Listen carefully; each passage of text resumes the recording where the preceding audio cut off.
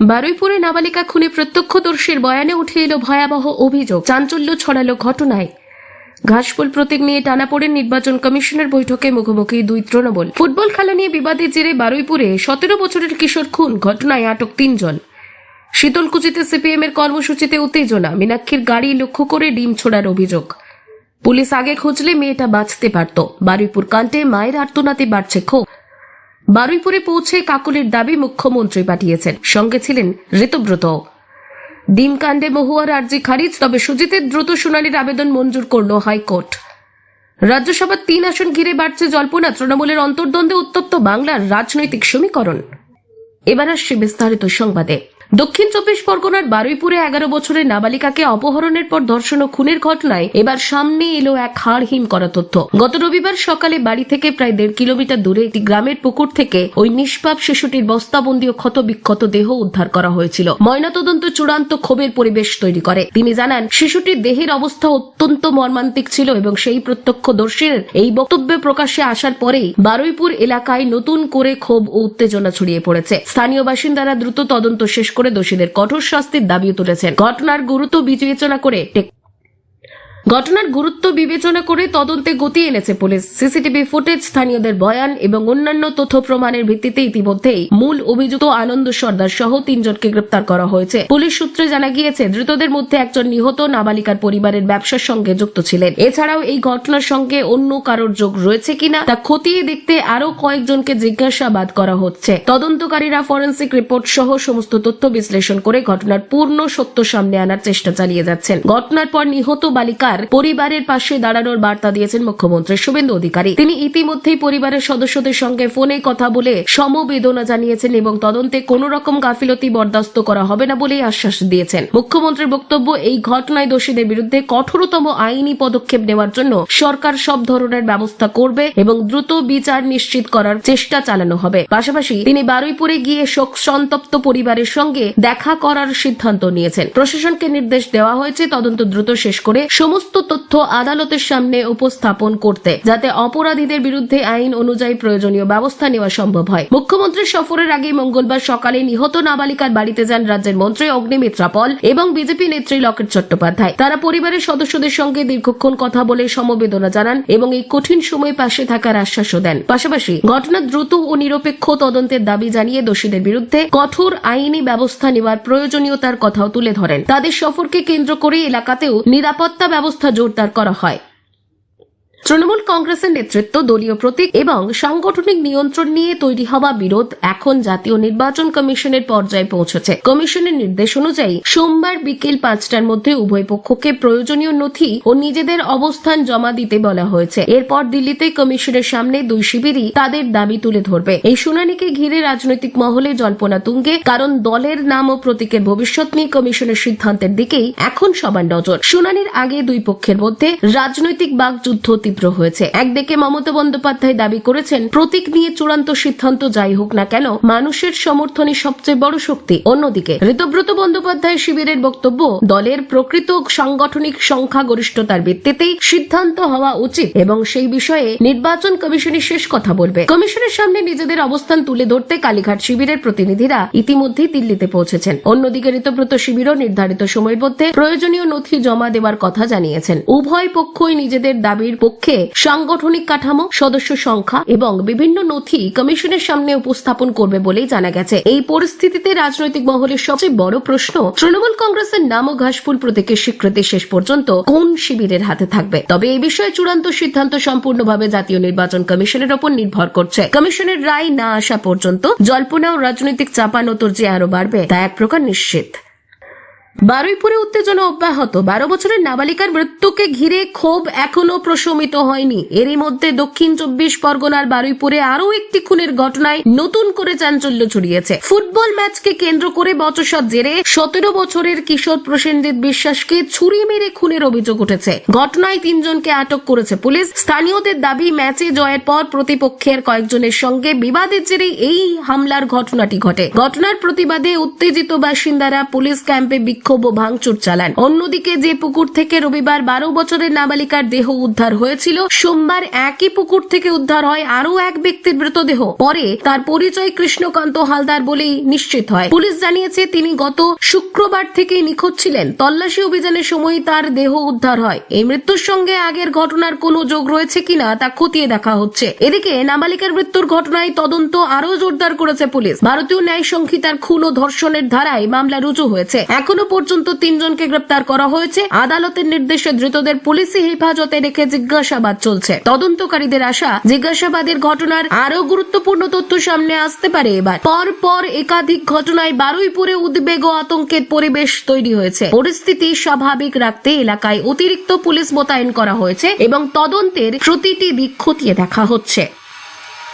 কোচবিহারের শীতলকুচিতে সিপিএম নেত্রী মীনাক্ষী মুখোপাধ্যায়ের গাড়ি লক্ষ্য করে ডিম ছোড়ার অভিযোগ ঘিরে মঙ্গলবার রাজনৈতিক উত্তেজনা ছড়িয়ে পড়ে। দলীয় কর্মসূচিতে যোগ দিতে যাবার সময় এই ঘটনা ঘটে বলে উঠছে অভিযোগ। সেই সময় তার সঙ্গে গাড়িতে ছিলেন দলের প্রাক্তন সাংসদ অলোকেশ দাসও। সিপিএম এর দাবি, সম্প্রতি মৃত দলীয় কর্মী মন্টু মিয়ার পরিবারের সঙ্গে দেখা করতে ফেরার পথেই এক দল ব্যক্তি মীনাক্ষীর গাড়ি লক্ষ্য করে পর ডিম ছোড়ে। ঘটনার সময় তিনি সমাজ মাধ্যমে লাইভ করে পরিস্থিতির কথা তুলে ধরেন। পাশাপাশি হামলার ঘটনায় পুলিশের ভূমিকা নিয়েও প্রশ্ন তোলেন। তার অভিযোগ, ঘটনাস্থলে পুলিশ উপস্থিত থাকলেও অভিযুক্তদের বিরুদ্ধে তাৎক্ষণিক ব্যবস্থা নেওয়া হয়নি। পরে মীনাক্ষী মুখোপাধ্যায় কোচবিহার পুলিশ সুপারের দপ্তরে গিয়ে লিখিত অভিযোগ দায়ের করেন এবং দ্রুত অভিযুক্তদের গ্রেপ্তারের দাবিতে অবস্থান বিক্ষোভে বসেন। তার বক্তব্য, রাজনৈতিক মতভেদ থাকলেও নিরাপত্তা নিশ্চিত করা প্রশাসনের দায়িত্ব এবং হামলার ঘটনায় দোষীদের বিরুদ্ধে কঠোর ব্যবস্থা নেওয়া উচিত। অন্যদিকে এই অভিযোগ অস্বীকার করেছে বিজেপি।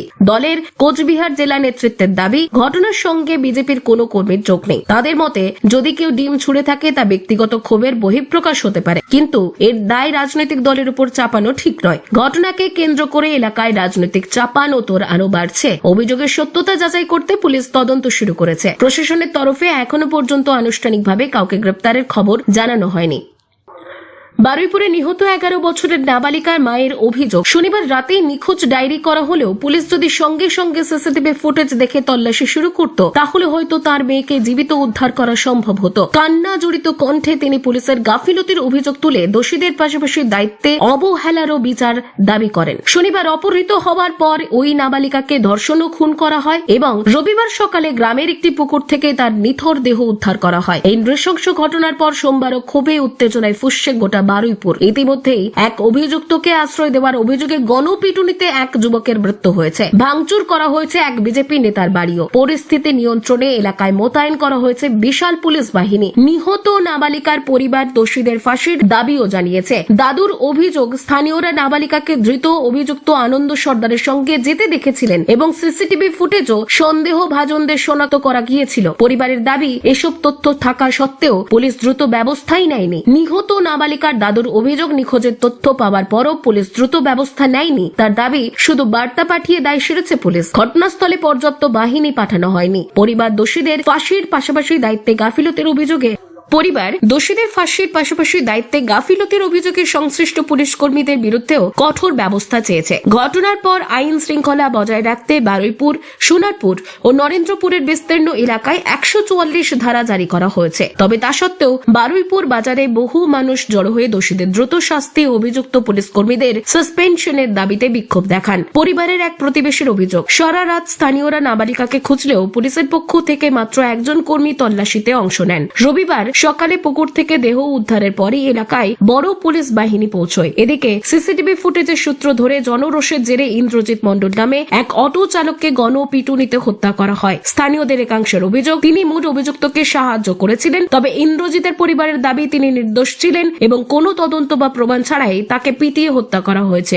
ঘটনার জেরে ক্ষুব্ধ জনতা, স্থানীয় বিজেপি নেতা, তবে শান্তনু তার পরিবার ঘটনার আগেই বাড়ি ছেড়ে চলে যান। প্রতিবেশীদের একাংশের দাবি, শান্তনু অপরাধীকে পালাতে সাহায্য করেননি, তিনি শুধু অভিযুক্তের পরিবারকে সহায়তা করেছিলেন। এদিকে স্থানীয় বাসিন্দারা নাবালিকা হত্যার ঘটনায় দোষীদের সর্বোচ্চ শাস্তির দাবিও জানিয়েছেন। বারুইপুরে নাবালিকাকে ধর্ষণ ও খুনের ঘটনাকে ঘিরে রাজনৈতিক তৎপরতা আরো জোরালো হয়েছে। ঘটনার প্রায় 72 ঘন্টা পর মঙ্গলবার তৃণমূলের বিরোধী শিবিরের এক প্রতিনিধি দল ঘটনাস্থলে পৌঁছয়। দলে ছিলেন ঋতব্রত ব্যানার্জি, চন্দ্রিমা ভট্টাচার্য, সায়নী ঘোষ ও কাকলি ঘোষ দস্তিদার। এলাকায় প্রবেশকে কেন্দ্র করে পুলিশের সঙ্গে তাদের কিছুক্ষণ বচসা হলেও স্থানীয় সাংসদ হওয়ায় শুধু সায়নী ঘোষকে নির্যাতিতার পরিবারের সঙ্গে দেখা করার অনুমতি দেওয়া হয়। তিনি পরিবারের সদস্যদের সমবেদনা জানান এবং প্রশাসনের পক্ষ থেকে প্রয়োজনীয় সহায়তার আশ্বাসও দেন। প্রতিনিধি দলের অন্য সদস্যরা বাইরেই অপেক্ষা করেন। পরে সাংবাদিকদের মুখোমুখি হয়ে কাকলি ঘোষ দস্তিদার জানান, মুখ্যমন্ত্রীর নির্দেশেই তারা পরিবারের পাশে দাঁড়াতে এসেছেন। তার দাবি, সরকার এই ঘটনার তদন্তকে সর্বোচ্চ গুরুত্ব দিচ্ছে এবং অভিযুক্তদের বিরুদ্ধে দ্রুত ও কঠোর আইনি ব্যবস্থা নেওয়ার জন্য প্রশাসন সক্রিয় রয়েছে। পাশাপাশি নির্যাতিতার পরিবার যাতে দ্রুত ন্যায় বিচার পায় সেই বিষয়ে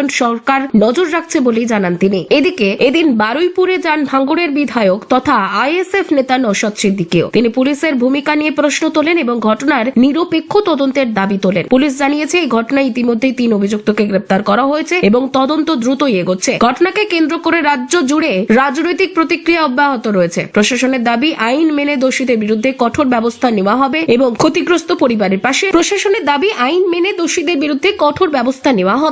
ক্ষতিগ্রস্ত পরিবারের পাশে সব রকম ভাবে দাঁড়ানো হবে।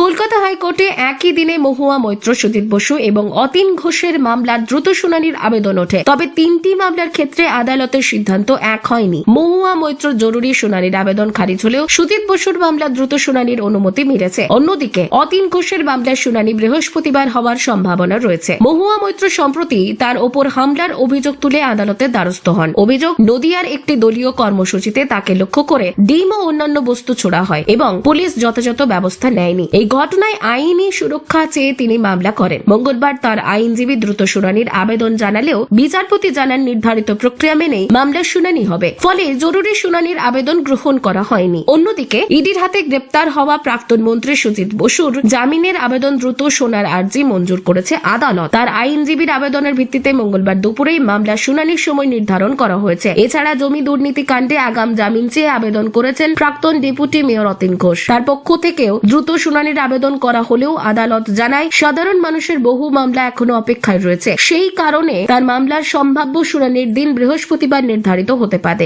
একই দিনে 3টি গুরুত্বপূর্ণ রাজনৈতিক মামলায় আদালতের ভিন্ন ভিন্ন সিদ্ধান্ত ঘিরে রাজনৈতিক ও আইনি মহলে ব্যাপক আলোচনা শুরু হয়েছে।